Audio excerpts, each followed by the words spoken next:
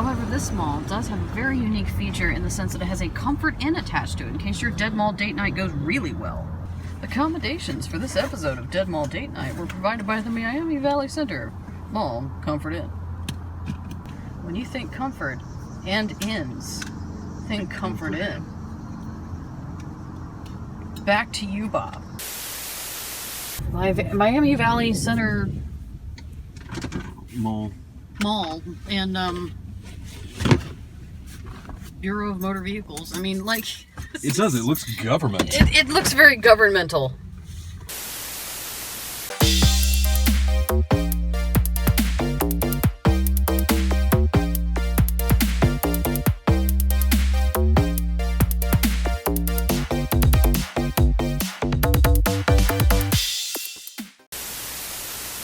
The Miami Valley Center Mall has it all under one roof.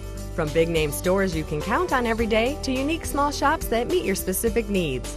From delicious dining to first-run movies and first-class accommodations. The Miami Valley Center Mall is the Upper Miami Valley's capital for shopping, dining, cinemas, and lodging. Come experience it all at the Miami Valley Center Mall, conveniently located on U.S. Route 36, just seconds off of I-75 at exit 82 in Piqua.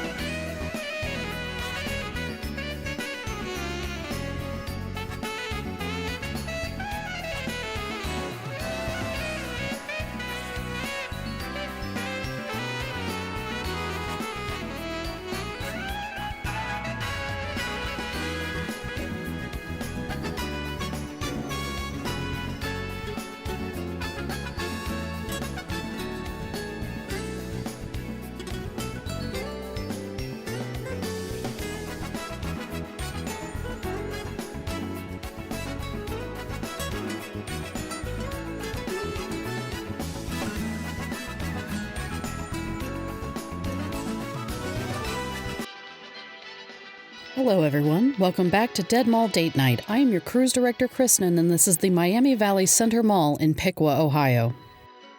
We visited this mall back in August at the same time we visited the Dayton area to film the former Salem Mall site.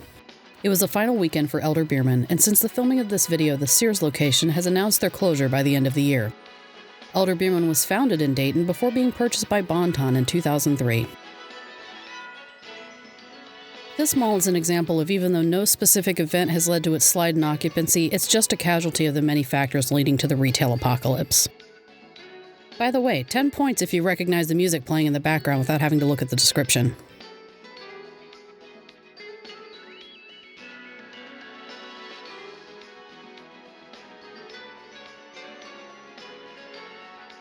Miami Valley Center Mall was built in 1988, only a stone's throw away from another mall, Piqua East Mall, which opened in 1969. The original anchors were Hills, Elder Beerman, and JCPenney, who are one of only two original retailers left, and the other is Great American Cookie Company. The original structure held 60 retailers and was 450,000 square feet. They also had the unique feature of a Comfort Inn attached, which, based on my estimation, is a factor keeping this mall in business, as it's right outside a small city on I-75.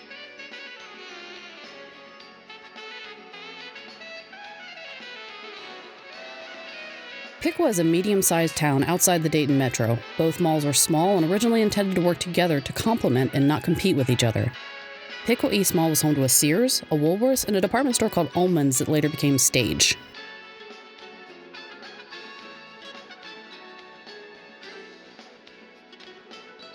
This cooperation seems to have ended in 1999 when Miami Valley Center wooed Sears to leave Piqua East with the promise of a brand new, larger location. Elder Beerman sued the mall's owner over this. They claimed that their lease said that they had to grant permission to the owners to add another anchor. The owners responded by saying that Elder Beerman was disappointed that the mall's owners did not want to pay for their location to expand and wanted to prevent further competition on the part of the new Sears store. Elder Beerman lost the argument and Sears opened, closing their older Piqua East Mall location in the process. Piqua East Mall lost their Stage location that year as well. In 2000, the now anchorless Piqua East Mall fell into foreclosure and was purchased, then demolished by Home Depot.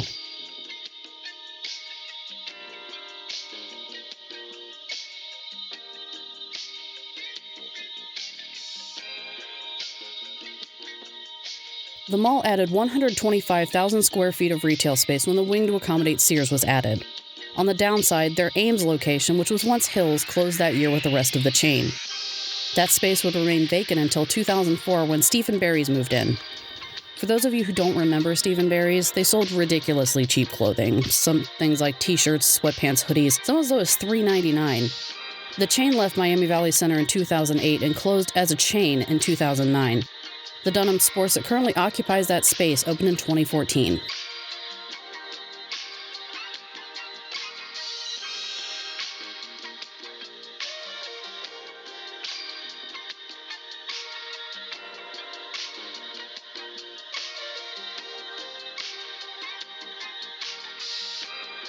The mall also once had a small 6-screen movie theater which closed in 2008 in favor of a new Cinemark multiplex, which is not attached but shares a parking lot with the mall.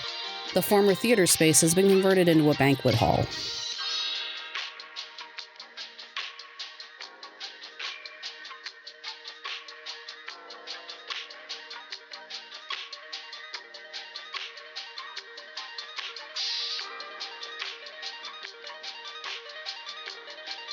One thing I've noticed visiting malls in this region is that their anchors seem to almost invariably be single-story. I noticed that when we visited Town Mall Galleria. Maybe because this part of the state is pretty flat, and they're concerned about high winds damaging a taller structure. It does give the feeling from the outside of the mall of its anchor stores being really large. They obviously take up double the room that a multi-story one would. For instance, the Sears seems positively massive from the outside.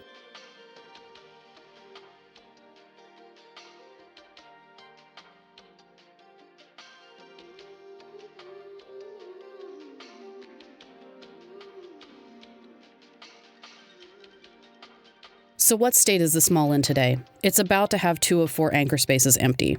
It's clean and well-maintained, if a tad dated. These colorful borders around the top of the walls seem to have been added in 1999 with Sears. The side wings are pretty much devoid of retailers. There are 4 arms off the main corridor and not a single tenant resides in them. They've covered a lot of their empty spaces with colorful murals, including a selfie wall. It looks nice, but especially with less and less of the mall occupied by stores that would make it a destination, it's hard to say what the next few years will bring, especially when JCPenney has been closing locations recently as well.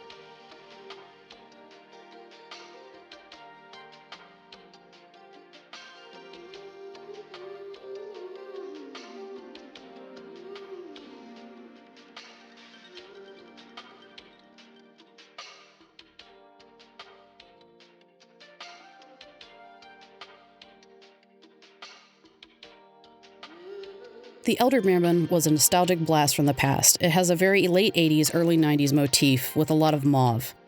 They only had a little bit of merchandise left and were selling, as they say, everything to the bare walls. Elder Beerman was always sort of an old-fashioned department store. I remember when they all closed in Cincinnati in the early 2000s, so I hadn't been in one since I was a teenager. Like many places we visited while doing this, it was a step back in time, especially this corridor leading to the bathrooms and alterations window. The closure of Bon-Ton and their subsidiaries means the end of a lot of former local favorites. They've announced a return after being purchased by another retailer, but how extensive that is remains to be seen.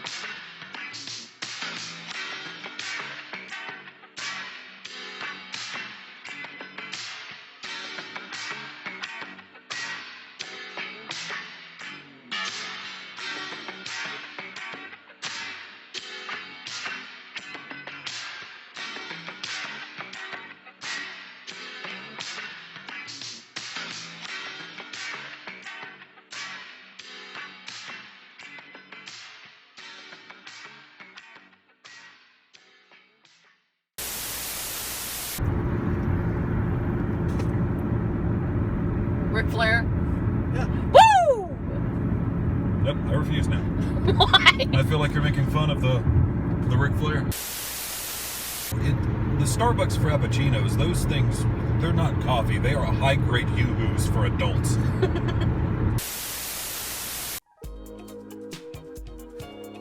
Coming soon, a return to the Dayton area with 3 malls. Also, we will visit and tell the story of Cincinnati's Union Terminal, another Art Deco masterpiece that once held a long-forgotten mall in the 80s. That's all coming next month. Thank you to all of our 330 subscribers who have made these trips incredibly rewarding. I love to read your comments. If you'd like to subscribe, you can do so by clicking on the button in the description. If you want to chat with me and other YouTube Dead Mall creators, join the Discord using the link below. We are in the midst of planning another Dead Mall Summit for 2019, and the only way to get in on that is to join the Discord. And a very special thank you to our channel's first patron, Mike Wilson. If you would like to get a shout out from me at the end of our videos, or just like our content, please click on the link to our Patreon in the description. I'm Kristen, my co-pilot is Ron, and we are UNICOMM Productions, and we'll see you next time.